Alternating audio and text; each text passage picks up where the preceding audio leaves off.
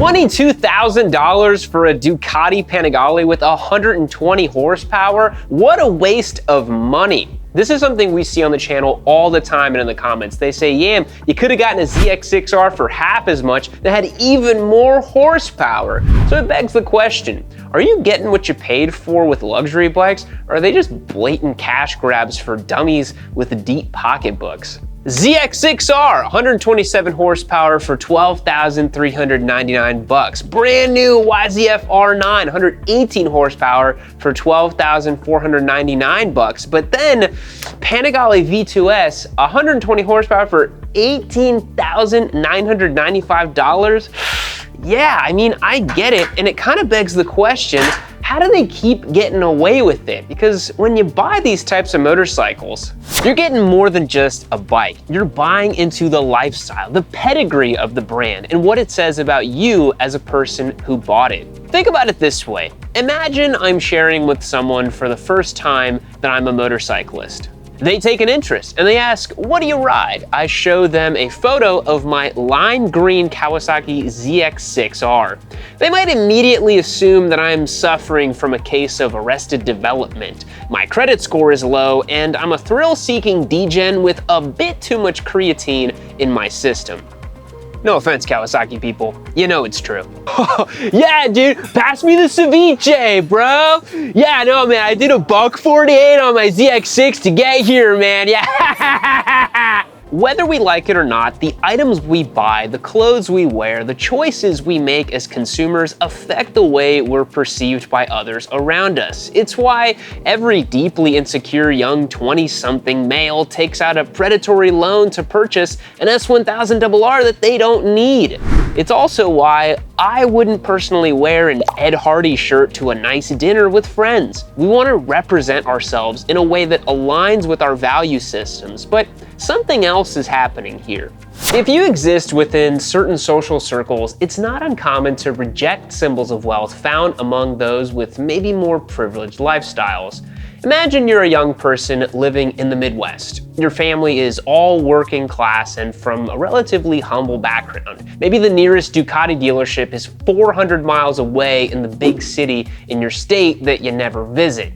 In that context, it probably feels totally alien and perhaps even repugnant to purchase a bright red Ducati. It feels ostentatious, and you would likely be ostracized by your community. It again begs the question, why would anyone spend $22,000 on a 120 horsepower Ducati when, on paper, a Japanese motorcycle gives you way more bike for way less money? Now look, sure, a Japanese supersport can get you down the road just as quickly as a Ducati while leaving a little extra cash in your bank account too. But there's a special feeling riding a Ducati gives you that just has no parallel in the realm of Japanese motorcycles.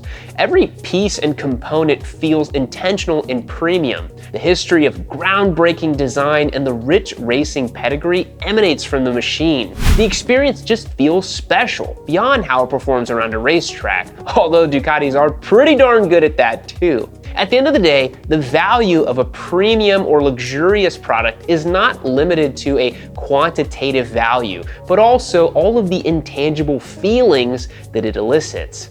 This is my Casio F91W. It costs $23 and it's a watch that I wear several times every week. It has a 7-year battery life, tells me the day of the week and month, has an alarm, a light, it's water resistant and completely bulletproof. It's hands down one of my favorite watches in my collection. It's one that I travel with and wear all the time. It's an ultra-functional, excellent piece of timekeeping equipment that cost me less than a DoorDash order. I really can't think of anything I don't like about it, and it's the pinnacle of value for money in my estimation. On the other hand, this is my Omega Speedmaster Moon watch with a gorgeous black and red NATO strap. I've wanted one of these watches since I was about 21 years old. It's a gift to myself for my 30th birthday and for having hit certain goals that I set up in my 20s. It's a mechanical watch, which means that you have to wind it up in order for it to tell time.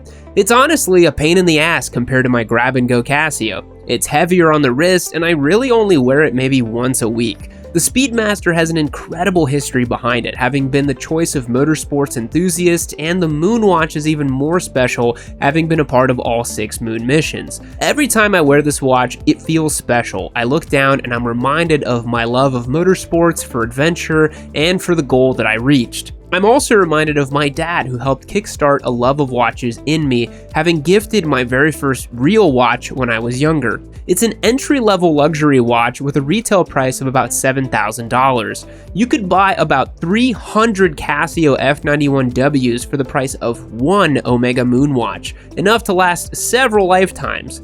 Both watches tell time. In fact, the Casio does it better. But the Moonwatch gives me a special feeling that I can't replicate with any other watch. And yes, there's a big scratch on the crystal. I've been meaning to fix that.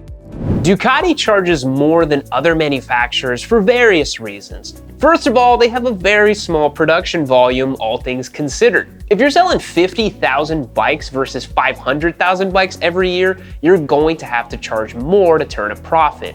Not to mention, Ducatis are constantly evolving and changing. Continued R&D costs money. On the other side of the coin, you can't be like Suzuki and run the same bikes for 2 decades and charge pennies on the dollar. These Ducatis are bespoke, and they have deliberately designed components that are unique to each vehicle, instead of just grabbing bits and bobs from the parts bin.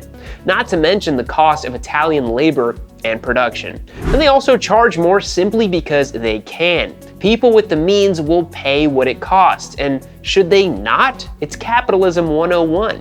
Ducati's ability to exploit the spending power of a more affluent customer base allows them to continuously do cool stuff, and they can keep building better and better bikes that makes motorcycling more exciting as a whole, even with Japanese manufacturers ultimately reaping the benefits and rewards of all of these advancements. Plus, the two realms are not mutually exclusive. You can buy awesome, value-driven Japanese sport bikes, or you can buy bespoke Italian Ducatis. They cater to different customers and offer different motorcycling experience.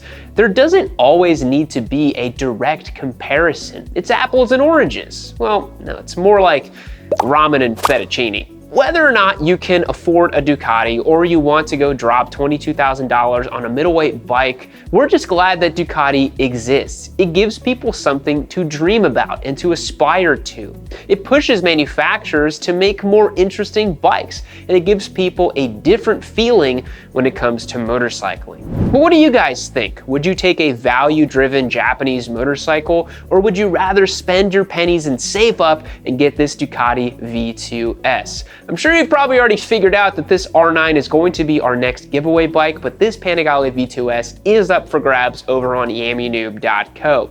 Go and get entered today as a member and join everything we got going on. If you want to see more content on the Panigale V2S, click this video right over here and check out my first ride and impression on this machine. Thanks so much for checking out today's video. I truly do appreciate it. We'll catch you in the next one. See you later.